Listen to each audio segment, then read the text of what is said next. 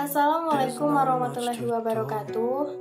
Perkenalkan, nama saya Bella Karina Sivakia dari Prodi S1 Farmasi kelas 1A, NIM 482012007013. Baiklah, di sini saya akan menjawab kuis bahasa Inggris.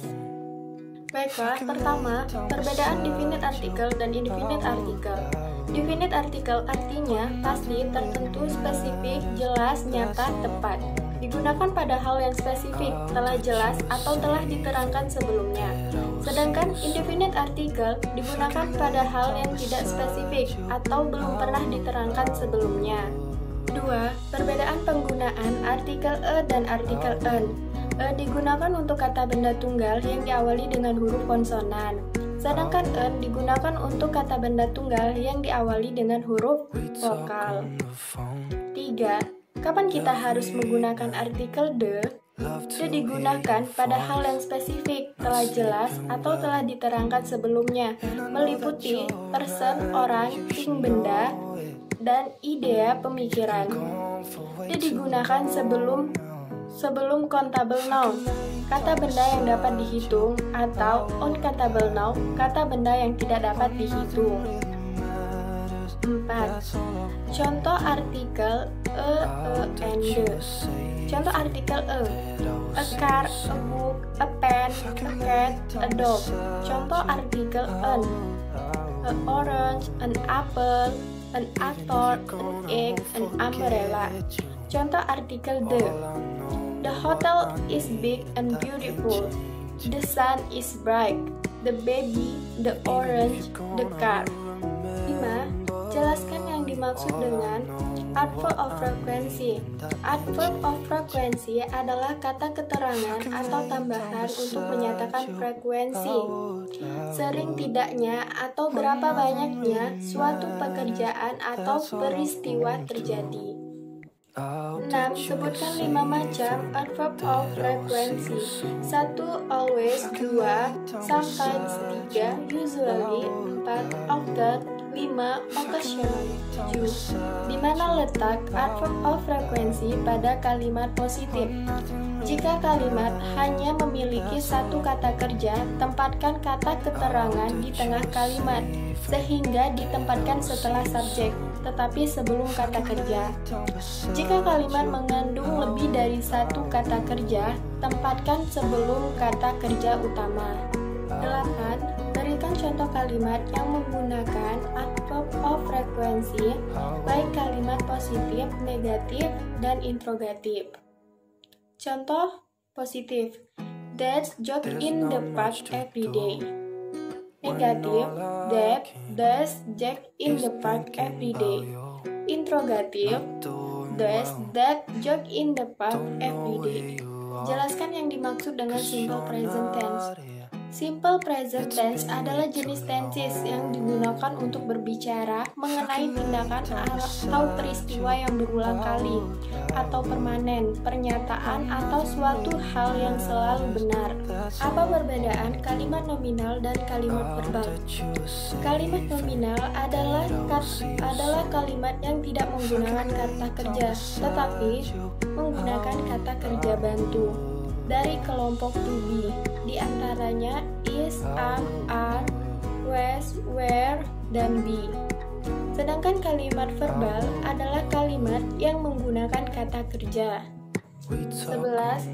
Jelaskan rumus mengenai kalimat nominal pada simple present tense, baik kalimat positif, negatif, dan interrogatif. Untuk kalimat positif, you are late today, negatif, you are not late today, dan interrogatif, are you late today.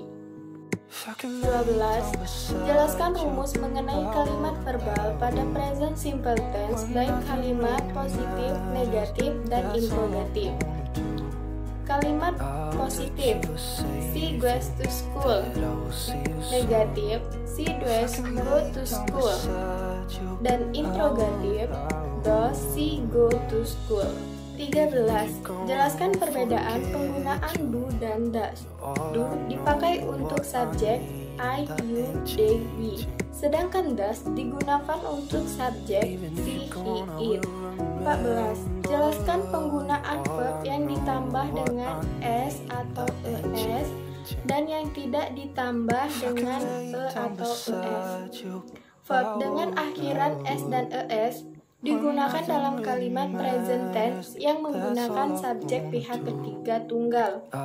She, he, it, atau nama orang atau benda. Verb yang tidak ditambah dengan atau es digunakan dalam kalimat present tense yang menggunakan subjek I, they, we, you, dan subjek jamak. 15. Jelaskan perbedaan singular nouns dan plural nouns. Singular nouns adalah kata benda yang menunjukkan benda itu tunggal. Contoh, an orange, an vase, a girl. Plural nouns adalah kata benda yang menunjukkan bahwa benda itu jamak atau lebih dari satu. Contohnya, cars, dictionaries, newspaper. 16. Jelaskan perbedaan countable noun dan uncountable noun. Countable noun adalah kata benda yang menunjukkan nama benda atau orang yang jumlahnya dapat dihitung. Contoh, book, chair, table, car, animal, person. Sedangkan uncountable noun adalah kata benda yang menunjukkan nama benda yang tidak dapat dihitung dengan angka. Contoh, the books, a wish, rice, sugar, oil, milk. 17. Jelaskan perbedaan abstrak dan konkret nouns dan contohnya. Abstrak adalah kata benda yang menyatakan ide, konsep, perasaan, keadaan, atau sifat karakter. Kata benda ini dapat dipahami dan dibayangkan, namun tidak dapat disentuh atau dilihat oleh indera.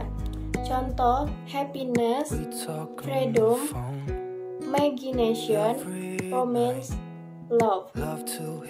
Sedangkan concrete nouns adalah kata benda berupa material atau sesuatu yang berwujud nyata atau dapat disentuh dan diambil. Contoh, bread, sugar, bulb, bag, water, furniture. 18. Jelaskan perbedaan proper dan common nouns dan contohnya.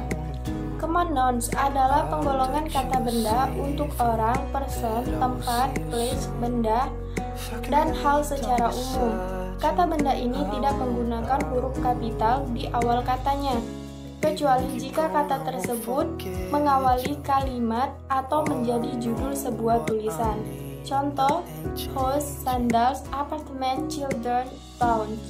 Sedangkan proper nouns adalah penggolongan kata benda untuk orang, tempat, dan benda secara spesifik. Kata benda ini antara lain digunakan nama institut, organisasi, hari, bulan, bangsa, agama, dan tempat.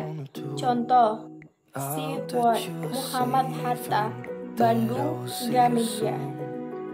Apa perbedaan compound nouns dan collective nouns dan contohnya?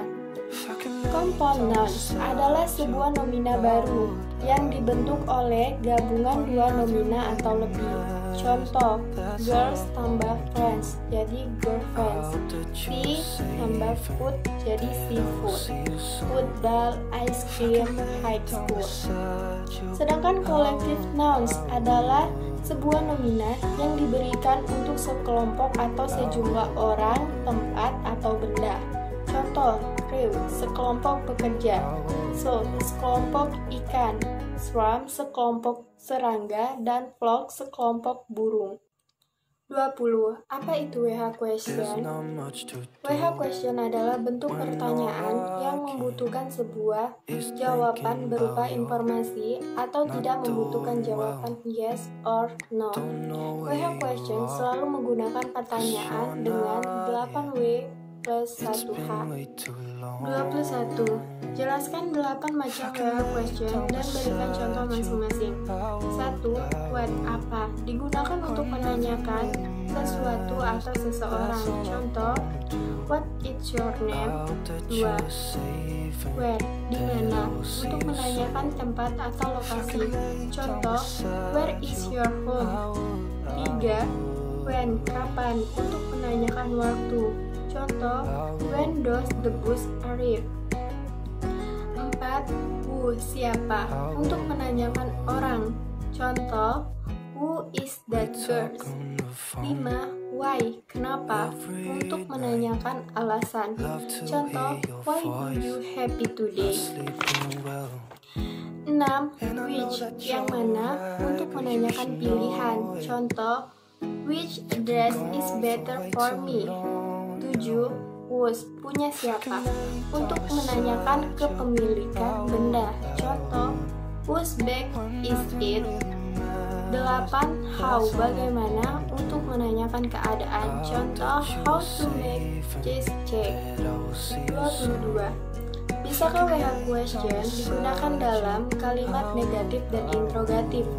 Bila iya, maka berikan contohnya, dan jika tidak, maka jelaskan.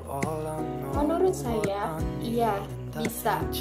Contoh kalimat negatif, why don't you try? Sedangkan interrogatif, what story changed her life? Baiklah, itu saja jawaban kuis dari saya. Saya akhiri. Wassalamualaikum warahmatullahi wabarakatuh.